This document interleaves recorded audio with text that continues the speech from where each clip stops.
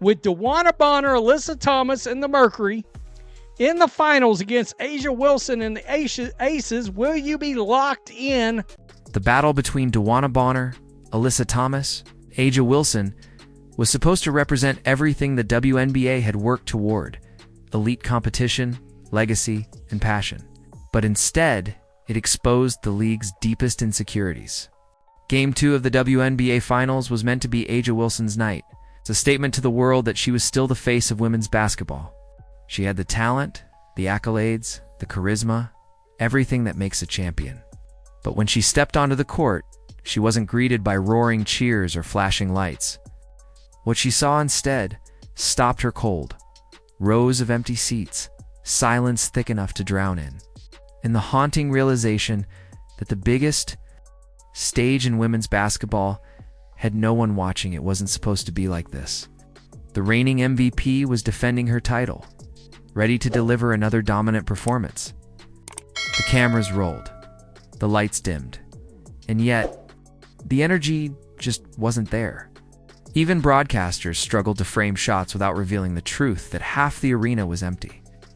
Ticket prices dropped to as low as $35, and still, fans weren't showing up, because no matter how much the league tried to deny it, one name echoed louder than any chant could: Caitlin Clark.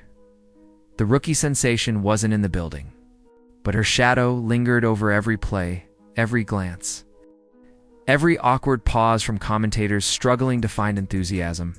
Her absence wasn't just felt, it was devastating. Because when Caitlin Clark isn't playing, fans aren't watching. For A'ja Wilson, that truth cut deep. This was supposed to be her moment, her era. She'd fought her way to the top, earned every ounce of recognition through sweat and perseverance. But the second Clark season ended, it was as if the air had been sucked out of the league. The ratings plummeted, the excitement vanished, and suddenly, Wilson's dominance felt invisible. That realization that her greatness wasn't enough to fill arenas was unbearable. Midway through the game, frustration took over. Cameras caught Wilson slamming her towel, muttering under her breath, her face tight with disbelief. Reports claim she vented about fans, about the media, even about how the league had become obsessed with drama instead of the game itself. But the whispers courtside said it all. Much of that anger was directed at one person who wasn't even in the building. Caitlin Clark had become both the symbol and scapegoat for everything wrong with the WNBA's narrative. Meanwhile, clips of Wilson's visible irritation flooded timelines.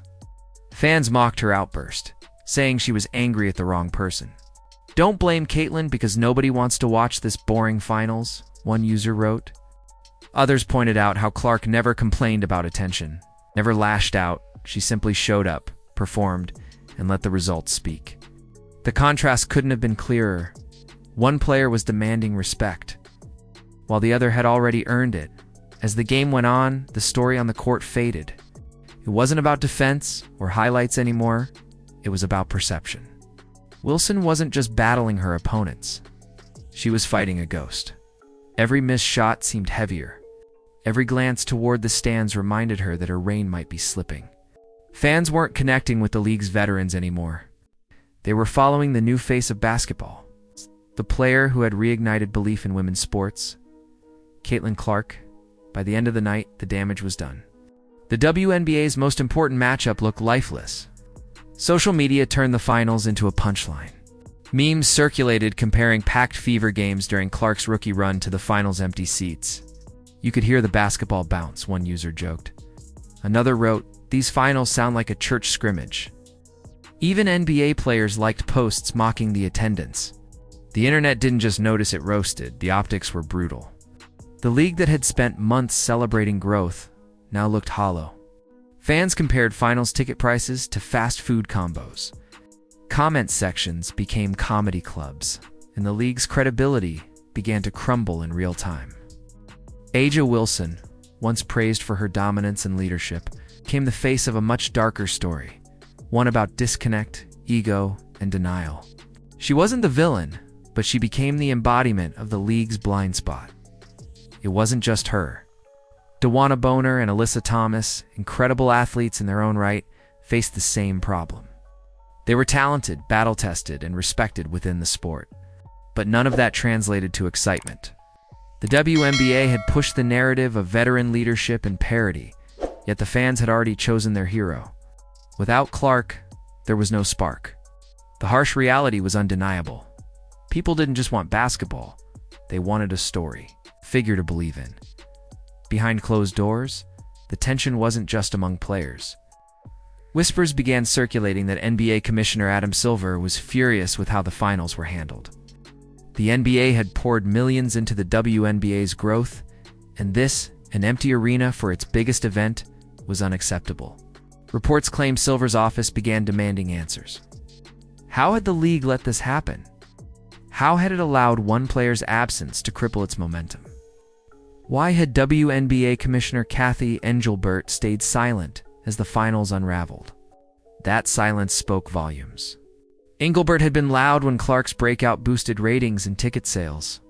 But when the same fans vanished for the finals, she had nothing to say. The league's leadership looked paralyzed, unwilling to confront the truth that its own veterans had alienated new fans instead of embracing them. While Engelbert celebrated growth, the fans saw illusion. Empty seats, forced enthusiasm, and an obvious disconnect between what the league said and what the audience felt. By the time viewership numbers dropped, the narrative was already out of the league's control. The semifinals, featuring Caitlin Clark, had pulled nearly 2 million viewers. The finals? Barely half. Sponsors started asking questions, and internal sources suggested the NBA might step in if things didn't improve. For the first time, the WNBA wasn't just facing a PR problem, it was facing an identity crisis. Because this wasn't about one bad night or a few missing fans. It was about what the league represented. The WNBA had always prided itself on empowerment, unity, and progress. But what Game 2 exposed was division between old and new, between pride and humility, between the league's message and the fans' reality. A'ja Wilson's towel slam wasn't just frustration. It was a symbol of a league realizing it might have lost touch with the people it was meant to inspire. Caitlin Clark's ghost hung over every moment because she had become the heartbeat of the game. She wasn't even in the building, yet her presence was louder than the crowd that never came. When the buzzer sounded, there were no fireworks, no triumphant roars, just silence. The kind of silence that feels like a warning. The WNBA had reached its reckoning. If the league doesn't find a way to reconnect with its audience, to balance legacy with the future, the moment that should have defined its rise might instead mark its collapse. And so, the question lingers long after the final whistle. Did the WNBA fail its players, or did its players fail the moment? Has the league become too proud to listen to the very fans who gave it life again? Let's hear your thoughts.